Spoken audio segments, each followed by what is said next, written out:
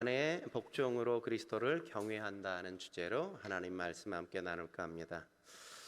아내가 어떻게 그리스도를 경외해요? 복종함으로 그리스도를 경외한단 말이에요. 오늘 원래 피차 복종하라는 말씀의 연속선상에서 우리가 말씀을 나누는 겁니다. 에베소 5장 21절, 지난주 우리가 나눈 말씀이 그리스도를 경외함으로 피차 복종하라는 말씀 아니었습니까? 이 말씀이 실제적으로 신자들, 그리스도인의 삶 속에서 어떻게 적용되어야 하는가, 그리고 어떻게 표현되어야 하는가 할 때 가장 먼저 바울이 언급하는 것이 아내의 문제를 지금 다루고 있단 말이죠. 그래서 22절에 말하기를 아내들이여 자기 남편에게 복종하기를 주께 하듯 하라. 이 말씀은 모든 믿는 우리 아내들, 모든 믿는 아내들의 신앙의 가장 초석이라고, 가장 먼저 복종해야 될 우선순위가 바로 이것이어야 한다고 바울이 지금 이야기한단 말이죠. 금요기도에 열심히 나와라, 새벽 예배 나와야 된다, 주일 성수는 빠지면 안 된다, 11조 드려야지, 한 달에 한 번 한 가지의 봉사활동은 꼭 해야 되는 것 아니야? 이렇게 어떤 전제적인 권면을 한 뒤에 이 말씀을 하는 게 아니라는 사실을 우리가 주목해야만 하는 겁니다. 여자에게, 아니 아내들에게 가장 중요한 삶의 우선순위, 가장 중요한 삶의 가치가 있다면 바로 자기 남편에게 복종하는 것이라고 바울이 지금 명령하는 겁니다. 그러니까 아내들이 그리스도를 경외해야지, 아내들이 그리스도를 경외하는지 경외하지 않는지를 확인하는 삶의 가장 중요한 현장이 어디냐라고 얘기할 때 그것은 남편을 대하는 태도를 보면 알 수 있다 이거죠. 남편을 대하는 태도 속에서 아내가 그리스도를 경외하는지 경외하지 않는지가 확연하게 드러나는 것이란 말이죠. 그러므로 아내들이 딴 데 신경을 쓰면 안 된다는 겁니다. 먼저 이것에 가장 많은 신경과 에너지를 소모해야 된다는 거죠. 바로 이게 아내의 삶의 최우선적인 임무일 뿐만 아니라 가장 중요한 관심사여야 된다고 바울이 이야기하는 겁니다. 믿고 나서 맨 처음 해야 될 일, 맨 먼저 바뀌어야 될 삶의 변화, 그게 바로 남편에게 복종하는 것이어야 된다는 사실을 바울이 이야기하는 겁니다. 여러분, 하나님이 인간에게 요구하시는 최고의 계명이 뭔가라고 얘기할 때 예수님이 마태복음 22장 37절부터 39절 말씀에 이렇게 말하는 걸 우리가 볼 수 있죠. 같이 한번 읽어볼까요? 시작. 예수께서 이르시되 내 마음을 다하고 목숨을 다하고 뜻을 다하여 주 너희 하나님을 사랑하라 하셨으니 이것이 크고 첫째 되는 계명이요 둘째도 그와 같으니 내 이웃을 내 자신과 같이 사랑하라. 여기서 말하는 내 이웃을 내 몸과 같이 사랑하라는 말씀은 부차적인 명령이 아니라 첫 번째 계명인 하나님을 사랑하는 걸 우리의 삶에 가시적으로 보여준다고 할 때 나타나는 현상이 바로 이 이웃 사랑이라는 사실을 우리가 놓치면 안 된다는 거죠. 하나님을 사랑하는 걸 어떻게 보여줄 수 있어요? 그건 보이는 게 아니잖아요. 하나님이 보이지 않는데 어떻게 그걸 내가 하나님을 사랑하는지 뭘로 보여주냔 말이에요. 그걸 사람들 앞에 보여주는 게 뭐라고요? 그게 바로 이웃을 사랑하는 걸 보면 그가 하나님을 사랑하는 걸 알 수 있다는 겁니다. 이것과 마찬가지로 아내가 하나님을 경외하는지 어떻게 하냐, 무엇으로 확인할 수 있냐, 뭐로 알게 되는 거냐라고 이야기할 때 바울은 가장 먼저 그가 남편을 어떻게 복종하고 있는지를 보면 그가 하나님을 경외하는지 경외하는지를 확인하게 되어진단 말이죠. 우리가 이게 그래서 굉장히 중요한 겁니다. 그런데 우리는 하나님을 경외하라는 걸 늘 어떤 것으로 배워왔어요? 주일 성수하는 것, 11조를 드리는 것, 기도하는 것, 이런 종교적인 것에 대한 열심을 내는 것이 마치 하나님을 경외하는 것의 전부인 것처럼 배워왔단 말이죠. 근데 오늘 본문에 보면 바울은 그런 것으로 하나님을 경외하는 게 드러나는 게 아니라고 이야기한단 말이에요. 그건 부차적인 것이에요. 어떻게 얘기하면 더 중요한 건 뭐예요? 남편을 어떻게 대하느냐의 태도가 하나님을 경외하는 태도의 가장 중요한 본질이라고 바울은 얘기하는 겁니다. 그래서 아내들이여 남편에게 큰 소리 치지 말라 이거죠. 아내들이여 남편에게 레이저 빔 쏘지 말라 이거예요. 아내들이여 남편에게 너무 구박하고 그러지 말라 이렇게 바울이 요구하고 있다는 사실을, 이 사실이 얼마나 충격적인지, 그죠? 저도 충격을 받았어요. 그래서 제가 이걸 설교해야 되나 말아야 되나 저도 막, 왜냐하면 또 집에 가면 또 아내한테 또 야단 맞지 않을까 이런 두려운 마음 때문에, 또 우리 여성 동지들이 다 또 괜히 또 설교를 듣고 다음 주에 또 이렇게 시험 들어서 막 힘들어할까봐 이거 해야 될지 말아야 될지 막 고민하다가, 그래도 하나님의 말씀인데 해야지 어떻게 하겠어요, 그죠?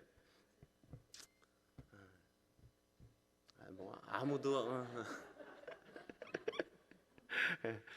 그렇다면 아내들에게 왜 남편에게 복종하라고 이야기하는 걸까요? 첫째로 그것은 하나님께서 아내에게 맡기신 배역이 그것이기 때문에 그런 겁니다. 그것이 하나님께서 아내에게 맡겨주신 배역이기 때문이란 말이죠. 하나님은 왜 아내들에게 남편에게 복종하라고 요구하신다고요? 아내가 남편만 못해서라고요? 아내가 남편만 못 낳았기 때문에 그런 겁니까? 아니에요. 결코 성경은 그렇게 말하지 않는단 말이죠. 아내가 남편만 못하기 때문에 남편에게 복종해야 되는 게 아니란 말이에요. 이건 단지 하나님이 아내에게 맡겨주신 배역이, 역할이 바로 남편에게 복종하는 것이기 때문에 복종해야만 된다고 성경이 요구하고 있단 말이죠. 아내에게 맡겨주신 배역이 바로 남편에게 복종하는 것이 최우선적인 과제요, 그의 할 일이라고 하나님께서 맡겨주셨어요. 여러분, 우리가 영화나 드라마를 보면 배역들이 다 있지 않습니까? 다 뭘 하길 원해요? 다 주인공 하기를 원하잖아요. 네? 여러분, 배역이 자기가 그냥 일상에 살아오는 어떤 삶의 성격과 성질대로 그 배역을 하는 겁니까? 그렇지 않죠. 배역은 그 시나리오에 어떻게 그 인물이 묘사되었나, 성격이 어떻게 되었냐를 잘 분석해서 내가 그 사람으로 변화되어 그 배역을 감당해야만 바르게 연기를 하는 연기자가 되는 거죠. 그러니까 내가 깡패의 역할이면 목사라도 내가 깡패처럼 껌을 씹고 말이야, 바지를 그냥 나팔바지 입고 그냥 현란한 셔츠를 입고 막 이렇게 나가야 된단 말이죠. 내가 그지면 그지처럼 그냥 그릇 하나 들고 막 이렇게 연기해야 되는 거죠. 내가 왕이면 왕답게 그 맡겨진 배역에 답게 자기의 역할을 성실하게 수행하는 게 바로 그 배역 아닙니까? 여러분, 코로나19 때문에 영화계도 큰 타격이었잖아요. 영화가 개봉되는 게 없어요. 그러니까 연상호 감독의 뭐예요, 영화? 반도라는 영화가 개봉하지 않았습니까? 왜 개봉했어요? 사실 더 나중에 개봉해야 되는데 이 자기의 영화라도 개봉하지 않으면 영화 산업 전체의 기반이 흔들리고 무너질 수 있기 때문에 나라도 개봉해야 그래도 무너지는 걸 막을 수 있다는 생각 때문에 연상호 감독이 영화를 개봉한 것 아닙니까? 거기에 주연이 누구예요? 우리 이해복 집사님이 늘 얘기하는, 좋아하는 그 강동원 아닙니까? 그죠? 근데 강동원보다 조금 더 잘생긴 우리 병화 집사가 우리 안에 있잖아요. 병화 집사보다 조금 못난 강동원이 거기에 주인공이에요. 이정현이 여주인공으로 함께 등장하죠. 근데 그 주인공을 누구나 다 하고 싶지만 다 주인공이길 원하면 안 된단 말이죠. 거기에서 인터넷 기사에 보니까 그 영화 가운데 배역 가운데 준이라는 역할의 차량을 운전하는 그 아역 배우 이래라는 배우가 아주 히트를 하고 그러지 않습니까? 이 이래라는 배우가 어떤 역할을 하냐면 예전에 부산행의 마동석과 같은 그만한 존재감을 과시하는 그런 아주 큰 파격적인 역할을 감당한다 그러죠. 여러분, 이 영화에서 모두가 다 주인공이 되길 원한다면 되겠어요? 아니죠. 영화라는 건, 작품이라는 건 모두에게 자신에게 맡겨진 배역을 성실하게 감당해야만 아름다운 작품이 가능한 겁니다. 배역을 우리말로 신앙적인 용어로 바꾸면 뭐라고 얘기할 수 있을까요? 사명이라고 얘기할 수 있다고요. 사명이라고. 복종이란 아내가 해야 될 가장 중요한 사명이란 말이죠. 지고, 받아주고, 따라주고, 기다려주고, 남편을 격려해주는 그게 아내의 사명이란 말이죠. 하나님이 그 일을 통해 뭘 하시려는지 우리가 다 알 수가 없어요. 그러나 주님께서 그것을 계획하셨다면 뭔가 의미가 있기 때문에, 목적이 있기 때문에 그런 것 아니겠습니까? 하나님의 지혜가 우리의 지혜보다 더 크잖아요. 하나님의 능력은 우리의 능력보다 훨씬 더 크단 말이죠. 그러나 그렇기 때문에 그분이 계획하셨다면 그분이 더 선한 목적과 선한 의도를 가지고 계획하신 걸 우리가 믿음으로 그 말씀을 좇아서 우리가 복종하는 건 당연한 이유 아니겠습니까? 그래서 바울은 이 문제를 이야기하기를 아내들이여 그리스도를 경외함으로 너희 남편에게 복종하라 이렇게 요구하시는 거란 말이죠. 요한일서 4장 20절에 어떤 말씀이 있죠? 이런 말씀이 있는 걸 우리가 만날 수 있죠. 20절 같이 한번 읽어볼까요? 읽겠습니다. 시작. 누구든지 하나님을 사랑하노라 하고 그 형제를 미워하면 이는 거짓말하는 자니 보는 바 그 형제를 사랑하지 아니하는 자는 보지 못하는 바 하나님을 사랑할 수 없느니라. 이 말씀을 어떤 사람들에게 우리가 얘기하죠? 신앙생활을 하는데 말로만 신앙생활을 하고 실제는 영 아닌 것 같이 하는 사람들, 말과 실생활이 너무 다른 사람들을 책망하고 책찍질할 때 이 말씀을 주잖아요. 아니 하나님을 사랑한다고 말은 그렇게 뻔질나게 하면서 실제로 하나님을 사랑하는 어떤 삶의 모습이 이웃을 사랑하는 모습으로 전혀 보이지 않는단 말이죠. 우리가 예수님을 믿고 예수님 앞에 신앙을 고백하길 하나님 사랑한다고 고백하잖아요. 주께서 말씀하시면 뭐든지 다 하겠다고 말하지 않았습니까? 근데 그래 놓고 왜 우리의 삶 속에 명하는 하나님의 말씀에 대한 순종이 우리의 삶 속에 드러나지 않냔 말이죠. 하나님께서 아내들에게 남편에게 복종하라 말씀하시면 복종해야 될 거 아니에요. 근데 왜 복종하지 않아요? 왜 대들어요? 왜 말끝마다 그냥 그렇게 바득바득 그렇게 이야기를 하냔 말이죠. 그 하나하나를 우리가 행하지 않는다면 우리가 말로 하나님을 사랑한다고 고백하는 건 허황된 것이고 거짓말일 가능성이 크다고 밖에 알 수 없단 말이죠. 물론 우리가 그렇게 아내가 남편에게 사랑을 다 고백하고 또 순종한다고 남편이 하루아침에 다 변하는 건 아니에요. 그러나 아내들은 어떻게 해야 된다고요? 아내들은 남편에게 복종함으로써 남편에게 어떤 고백을 드러내야 돼요? 받아내야 돼요. 아, 당신 왜 그래? 예전 같지 않게 왜 이러는 거야 도대체? 뭐 잘못 먹은 거 아니야? 처음엔 이렇게 얘기하다가 나중에 좀 당신 천사 같냐? 이런 소리를 받아내야 되는 게 아내들이 남편에게 해야 될 가장 중요한 사명이란 말이죠. 물론 그렇게 한다고 남편이 다 변화된다는 뜻은 아니에요. 못난 남편은 그런 걸 더 빙자해서 더 짓궂은 짓을 막 아내에게 요구할 수도 있다는 사실을 우리는 잊지 말아야 돼요. 그러나 우리가 지금 살피는 건 아내들이 그렇게 남편에게 복종하면 남편이 변화된다든가 남편이 구원받을 거기 때문에 이 얘기를 하는 게 아니라 이것이 바로 아내들에게 주어준 하나님이 1차적으로 요구하시는 명령이라는 사실이기 때문에 그게 아내가 가져야 될 남편에 대한 태도라고 요구하기 때문에 그 일을 해야 된다는 겁니다. 남편이 거기에 어떻게 반응하느냐? 그것은 남편의 책임인 거죠. 우리가 할 일을 하는 것일 뿐이지 내가 이렇게 하니까 너도 이렇게 해야 돼 라고 요구할 권리가 우리에게 있는 게 아니에요. 우리는 누구의 말씀을 조차 이걸 해요? 하나님의 말씀을 조차 하는 것이지 그가 내게 요구하니까 하는 게 아니란 말이죠. 이 사실이 1차적으로 우리가 남편에게 복종해야 될 아내의 의무라는 사실을 놓치지 말아야만 합니다. 이걸 우리가 어디서 확인할 수 있어요? 빌립보서 2장에서 확인할 수 있죠. 빌립보서 2장 5절부터 11절 말씀 같이 한번 읽어볼까요? 2장 5절부터 읽겠습니다. 시작. 너희 안에 이 마음을 품으라. 곧 그리스도 예수의 마음이니 그는 근본 하나님의 본체시나 하나님과 동등됨을 취할 것으로 여기지 아니하시고 오히려 자기를 비워 종의 형체를 가지사 사람들과 같이 되셨고 사람의 모양으로 나타나 자기를 낮추시고 죽기까지 복종하셨으니 그 십자가에 죽으심이라. 이러므로 하나님이 그를 지극히 높여 모든 이름 위에 뛰어난 이름을 주사 하늘에 있는 자들과 땅에 있는 자들과 땅 아래에 있는 자들로 모든 무릎을 예수의 이름에 꿇게 하시고 모든 입으로 예수 그리스도를 주라 시인하여 하나님 아버지께 영광을 돌리게 하셨느니라.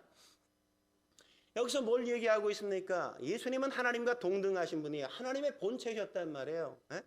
근데 그분이 어떻게 하셨어요? 난 너와 똑같아 이러면서 자기의 권리를 주장하셨습니까? 아니에요.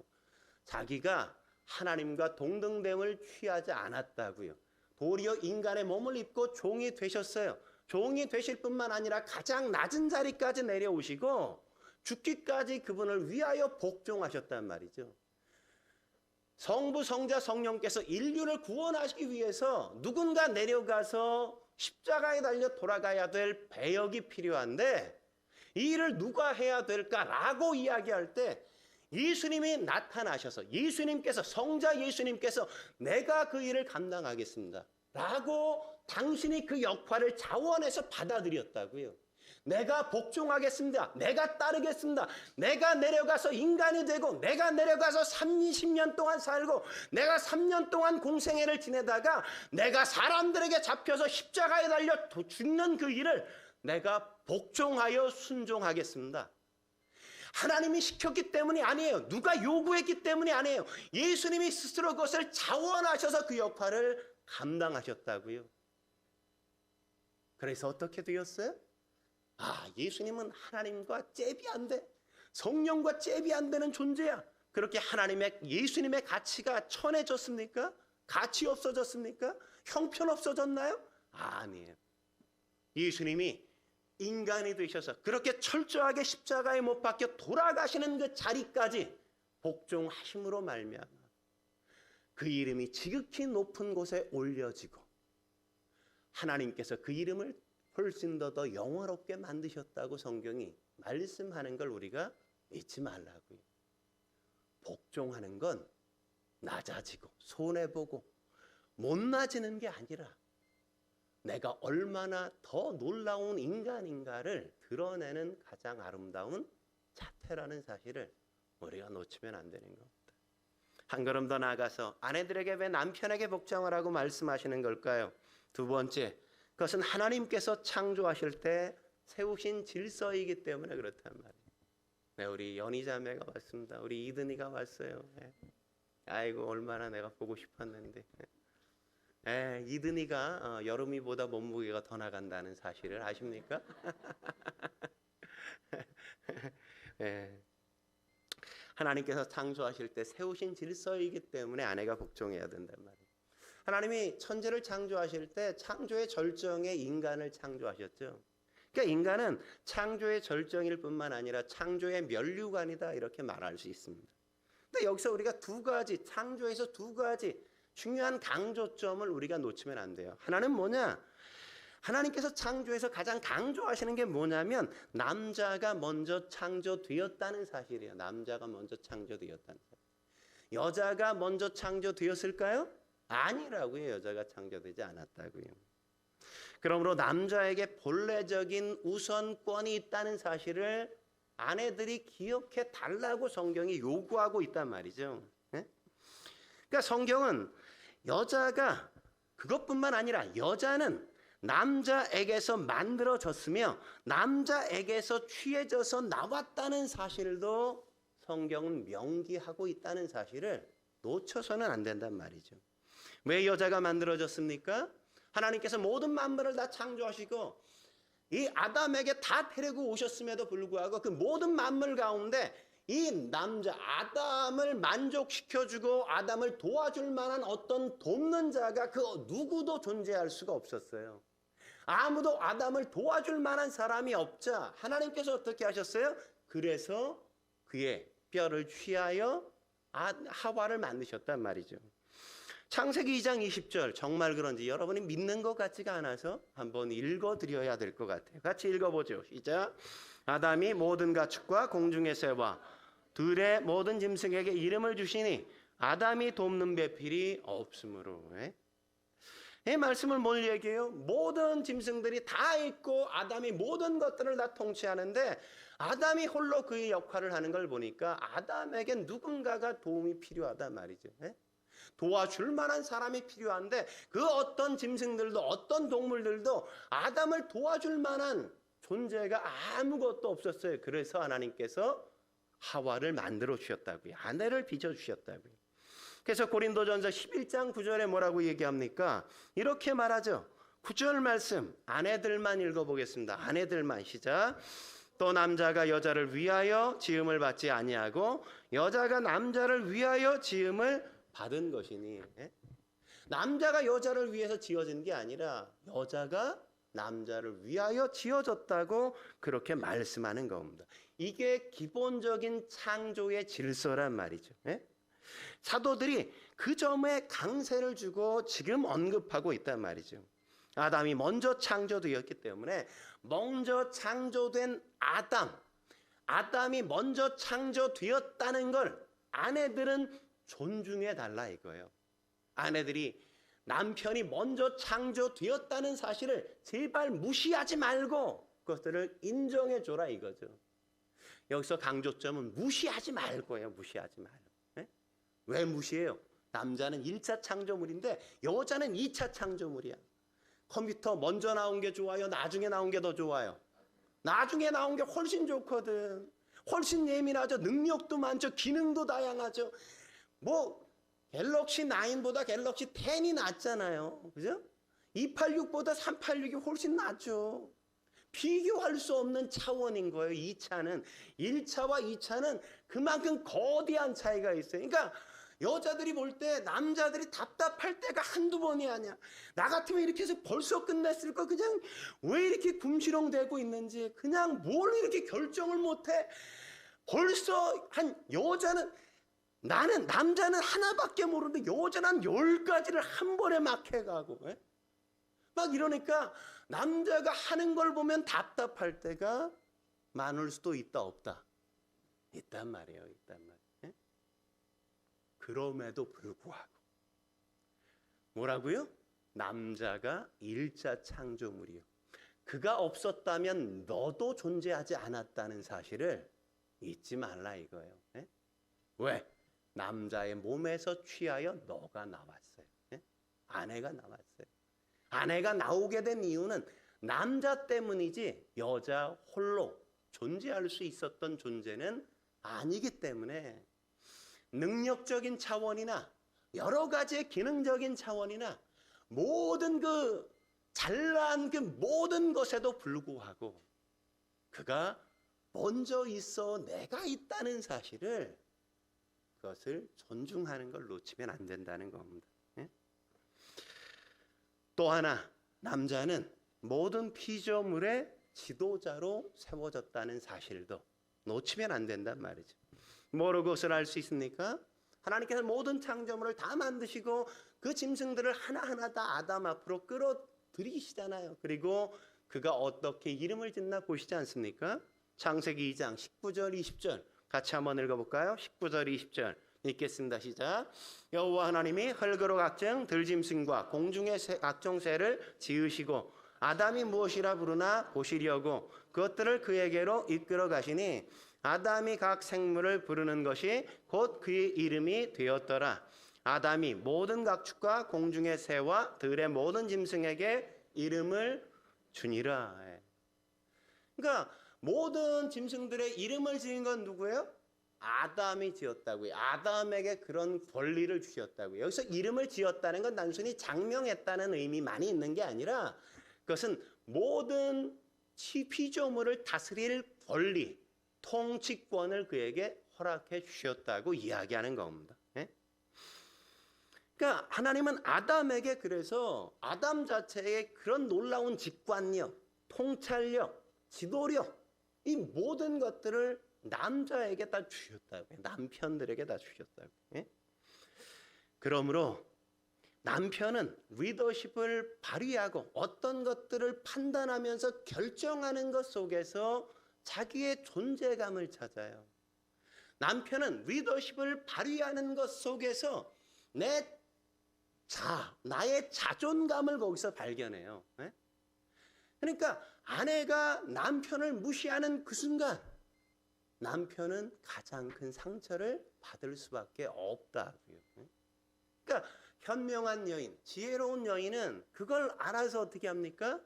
내가 결정하면 쉽고 빠른데 훨씬 이득을 볼 수 있음에도 불구하고 남편이 덜 떨어졌어도 못났어도 그럼에도 불구하고 남편에게 모든 가능성들을 다 귀찮게 설명을 해주고 어떤 걸 선택할 때 어떤 이득이 있는지를 다 이야기해 주면서 남편이 올바른 선택을 할 수 있도록 안내해주고 그 결정을 누가 하게 해줘요? 남편에게 결정하게 만들어준다. 그게 지혜로운 여인, 현명한 여인, 성경이 하나님이 요구하신 아내의 돕는 배필로서의 역할이라는 사실을 잊어서는 안 되는 겁니다. 돕는 배필이란 우리가 돕는다고 하니까 남자들의 뭐 뒤치다거리나 하고 뭐 시다발이나 아닌가 뭐 이렇게 생각하는 경우가 많은데 결코 그렇지 않습니다. 여기서 돕는다는 단어는 성경의 거의 대부분 하나님께만 사용되었다는 사실을 놓치면 안 돼요. 여러분, 제가 지영 집사를 도와요. 지영 집사가 4천만 땡겨달래. 근데 4천만 땡겨달라는데 내가 4천이 없으면 땡겨줄 수 있어요, 없어요? 없어요. 지영 집사는 4천이 없어서 나한테 땡겨달라 그러는 거잖아요. 내가 한 10억 갖고 있어. 20억 갖고 있어. 야, 4천이 그거 가지고 뭐해? 4억 땡겨줄게. 이럴 수 있는 존재가 뭐예요? 남자에겐 오직 여자뿐이라고. 아내뿐이라고. 가정의 남자에겐 오직 그런 존재가 아내로서 존재하는 거라고요. 네, 제가 오늘 아내를 너무 높여주는 것 같아요. 그런 존재의 아내는 남편을 완성시켜주는 존재. 아내가 빠지면 남자는 호구에 불과한 완벽하지 않은 언제나 빈틈이 있는 그런 존재일 수밖에 없어서 아내가 그 곁을 지켜주고 그 곁에서 지지해주고 응원해주고 지혜롭게 건면해줘서 남편을 세상에서 빛나게 만들어주는 존재가 아내라는 겁니다. 그래서 하나님이 창조의 섭리 가운데 놀라운 게 뭡니까? 남자들이 먼저 가게 하시고 여자들이 나중에 가게 하시잖아요. 여자들이 훨씬 더 오래 살게 하시는 이유도 남자들이 홀로 있어 봐야 그래요, 항상. 그런 것도 아마 그래서 있는 거 아닌가? 제가 그냥 그렇게 생각해 봅니다. 마지막으로 아내들에게 왜 남편에게 복종하라고 하는 걸까요? 세 번째, 그것은 인간의 타락에 대한 책임이 아내에게 있기 때문이란 말이죠. 아내에게 있기 때문에. 정말 그런지 디모데전서 2장 11절에서 15절 같이 한번 읽어볼까요? 11절부터 15절 읽겠습니다. 시작. 여자는 일체에 순종함으로 조용히 배우라. 여자가 가르치는 것과 남자를 주관하는 것을 허락하지 아니하노니 오직 조용할지니라. 이는 아담이 먼저 지음을 받고 하와가 그 후이며 아담이 속은 것이 아니고 여자가 속아 죄에 빠졌음이라. 그러나 여자들이 만일 정숙함으로써 믿음과 사랑과 거룩함에 거하면 그의 해산함으로 구원을 얻으리라. 여기도 보면 왜 아내가 남편에게 복종해야 되는가? 두 가지 이유를 얘기하지 않습니까? 왜요? 아내가 남편보다 못하기 때문에? 아니라고요. 그냥 남편이 먼저 태어났으니까 창조되었으니까 아내는 나중에 창조된 자로 그 질서를 존중하는 기본적인 정신은 가져야 된다 이거죠. 그렇죠? 그리고 또 하나의 이유를 뭐라고 얘기해요? 타락의 원인이 아내 당신에게 있는 게 아니냐 이거죠. 그렇죠? 여자가 타락의 원인을 제공했기 때문에 여자에게 그 책임이 있기 때문이라고 말한다는 거예요. 처음부터 하나님이 아내에게 준 가장 중요한 사명이 뭐였어요? 남편의 돕는 배필로서의 사명이었단 말이죠. 그때도 남편의 권위가 가장 중요한 권위로 아내는 존중해야만 됐어요. 근데 타락의 장면을 여러분 잘 살펴보면 하와가 남편에게 어떤 문제가 일어날 때 이걸 어떻게 해야 됩니까? 라고 남편에게 문제를 가져가서 의논하고 상의하고 남편의 결정을 기다린 게 아니라 아내가 그냥 스스로 결정해 버린단 말이죠. 일을 질러 버렸단 말이에요. 자기가 죄를 지어 버렸어요. 정말 그런지 한번 볼까요? 창세기 3장 16절 같이 한번 읽어보죠. 16절 읽겠습니다. 시작. 또 여자에게 이르시되 내가 내게 임신하는 고통을 크게 더하리니 내가 수고하고 자식을 낳을 것이며 너는 남편을 원하고 남편은 너를 다스릴 것이니라 하시고. 왜 이 말씀을 주셨냐면 그래서 하나님께서 아내를 더 남편의 복종 아래에 묶어 두셨다고요. 가두어 두셨다고요. 그 안에 매이게 만들어 주셨다고요. 왜요? 사실 그 타락하지 않았다면, 인간이 타락하지 않았다면 출산의 해산의 고통은 없었을 가능성이 여기서 분명하게 보여지잖아요.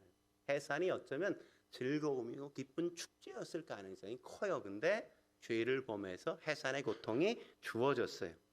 근데 이 말씀에서 만일 인간이 타락하지 않았다면 그런 일도 주어지지만 아내의 타락의 원인을 제공한 결과가 어떤 거라고 얘기해요? 이렇게 얘기하죠. 너는 남편을 원하고 남편은 너를 다스릴 것이니라. 이렇게 명시적으로 여기에 박아둔단 말이에요. 창조 전에도 설정했던 남편의 주인됨, 남편의 리더십, 남편의 머리됨, 헤드십 이런 것들이 이전에도 다 있었지만 그러나 여기서 뭘 더 정확해요? 아내 너에겐 더 분명한 리더가 남편이라는 걸 결코 잊지 말라고 여기에 다시 분명하게 언급해 두시는 겁니다. 이렇게 아내가 자기 남편에 대한 복종은 타락의 결과로 더욱 증가되어진 것이란 말이에요. 더 선명해지고 더 분명해진 겁니다. 왜요? 뭐 때문에?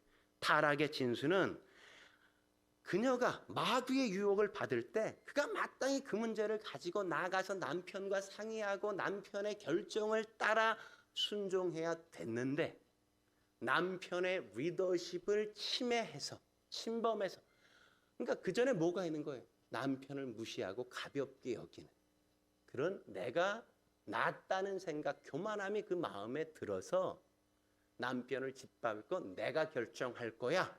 그런 결정을 아내가 해버린 거죠. 해버린 거. 그런 일들이 있게 되어지자 어떻게 했어요?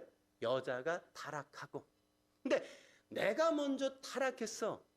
거기서 그러면 끝나면 좋은데 이 하와가 자기 남편에게도 가서 남편마저 타락하게 만들고 전 인류가 타락 아래 있게 만드는 그 인류의 대혼돈과 재앙과 이 인류의 불행을 만들어낸 그 결과가 아내의 그 결정에 있다는 사실을 하나님이 굉장히 엄하게 보신 거란 말이죠. 그래서 하와는 남편을 자신과 같이 하나님께 불순종하게 만들어서 그렇게 만들었기 때문에 하나님은 원죄가 어떤 의미에서 아내가 남편 머리 위에 서서 내가 다스리고 결정하겠다는 그 교만의 욕망에서 나왔다고 하나님께서 여기셔서 그것을 엄하게 다스리는 것이라고 우리는 성경을 봐야 된단 말이죠. 그러므로 우리가 해야 될 가장 중요한 아내들의 역할이 뭐냐? 첫째로 남편의 머리됨을 인정해 줘요. 질서상 나는 그분이 먼저라는 사실을 항상 인정해야 된다. 아내는 남편을 돕는 자로서 존재한다. 바울이 여기서 금하고 있는 게 뭐냐? 아내가 남편처럼 행동하려고 하지는 말라 이거예요. 머리가 되려고 주인이 되려고 내가 지도자라고 나서려고 하는 것들만은 참아달라고 성경이 요구하고 있는 겁니다. 그건 아내가 해야 될 역할이 아니라 남편이 해야 될 역할이라는 걸 존중해주고 기다려주고 그에게 그 역할을 맡겨주고 그렇게 하라는 겁니다. 그게 하나님 편에서 주신 권위에 대한 도전, 그것을 금하신 이유란 말이죠. 그게 오늘날 그것을 범함으로 아내가 남편을 머리 위에 섬으로 어떤 문제가 벌어졌습니까? 가정에서 아내가 남편의 권위를 무시하고 복종하지 않기 때문에 자녀들 역시도 남편만 무시해요? 아버지를 무시하죠. 엄마도 무시해요. 예? 자녀들이 왜 내 말을 안 듣지? 어디에서 시작되어져요? 아내가 남편을 순종하지 않기 때문에. 자녀도 아빠, 엄마도 무시하면서 뭘? 그럼 엄마는 뭐 무시를 안 하겠어요? 엄마도 다 무시당할 수밖에 없는. 오늘날 가정이 붕괴되고 있잖아요. 남편의 권위가 무너지자 가정이 무너지고 사회로 나가자 모든 집단의 권위가 인정되는 사회가 아니지 않습니까? 회사도 학교도 어떤 기업도 또 법원도 국회도 대통령조차도 우리가 그 권위를 다 무너뜨리고 말았단 말이죠. 그게 어디서부터 시작되었어요? 가정에 한 아내가 한 남편을 존중하지 않고 그 질서를 짓밟는 것에서 출발하고 있다는 사실을 우리가 깊게 깨달아야 된단 말이에요. 이같이 아내가 아내인 자신의 역할과 남편의 역할에 대한 성경적인 이해의 결핍은 두 가지 결과를 가져왔어요. 하나는 가정과 가족 관계의 파탄의 원인을 제공했다는 걸 우리가 놓치면 안 됩니다. 가정은 더 이상 생활의 중심이 되지 않죠. 아침에 나가면 저녁에도 안 들어와. 부모님이 다 알아서 자야만 들어오고, 그냥 밤늦게 언제 들어오고 언제 나가는지도 몰라. 집에 있다고 해서 뭐 서로 얘기합니까? 아니죠. 각자 방에 들어가가지고 그냥 다 따로따로 놀지. 함께 가족이 모여서 공동체를 유지하고 건강한 가정이라는 삶을 함께 그 속에 배우지 못한단 말이죠. 남편의 권위가 무너지자 그 가정을 다스리는 자가 없자 모두 다 자기 소견에 옳은 대로 살기 시작하고 자기 멋대로 행할 수밖에 없게 되어진 거란 말이죠. 그게 좀 더 나아가면 아이들이 버릇없게 되어지고 아이들이 제대로 교육받지 못한 아이처럼 세상 앞에 다른 사람에게 보여질 뿐만 아니라 조금 더 나가면 비행 청소년들로 세상 앞에 살아갈 수밖에 없게 되어지는 거란 말이죠.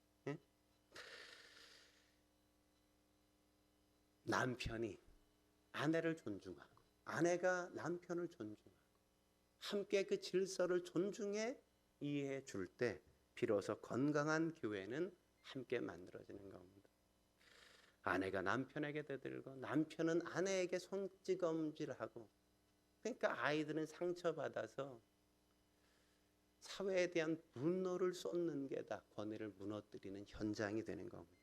또 하나 남편들이 자신들의 배역, 지도자라는 리더라는 배역을 포기하고 태만하게 살기 시작한단 말이죠.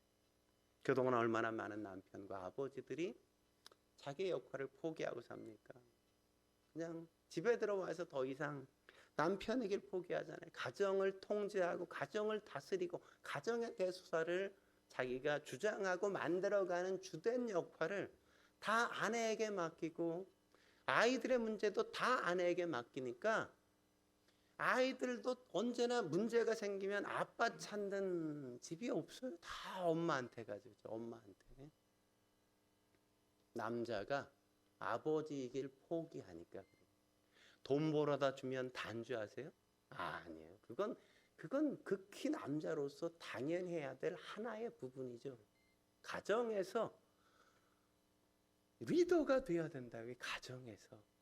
뭘 어떻게 해야 되는지. 돈을 벌어주는 건 그냥 일부고 가정에서 아버지로서의 권위를 발휘하고 리더십을 발휘해 줘야 될 게 아버지의 가장 중요한 역할이라고요. 그걸 다 아내에게 떠넘기고 다 떠넘기니까 이 사회가 가부장적 사회가 아니라 여가장적 사회로 변화되어지면서 그 속에서 나타나는 이 문화적인 거대한 피해, 역기능적인 문화의 산물이 얼마나 많은 건지 여러분 아십니까? 동성애도 딱 그런 거에 거대한 영향 때문이라는 사실을 우리가 놓치면 안 된다고요. 아버지가 아버지의 자리를 지키지 않기로 했기 때문에 아내가 조금 무시하고 짓밟았다고 남편도 에이씨 그럼 네가 다 해먹어 이러고 아내에게 다 떠넘겨 줬기 때문에 점점 사회는 어두워지고 혼돈 속으로 빠져드는 거예요. 아내가 먼저 남편의 자리를 남편에게 줘야 돼. 그리고 남편은 그 자리에 내가 리더라는 사실을 다시 한번 어렵지만 다시 한번 시작해 가야만 이 민족에게 희망이 있고 이 땅에 건강한 주님께서 세우신 문화가 건립될 수 있는 겁니다. 저와 여러분들이 그런 것 속에서 오늘 좀 뼈아픈 이야기지만 누구 얘기냐면 저의 얘기예요. 저의 얘기. 저도 다 아내가 다 하지 제가 한 게 별로 없어요. 저부터 아주 처절하게 잘못했어요. 남자들도 회개하고 여자들도 회개하고 다시 우리 건강한 가정의 모델링을 다시 한번 성경을 통해서 볼 수 있기를 주의 이름으로 축원합니다. 기도하시겠습니다. 거룩하신 하나님 아버지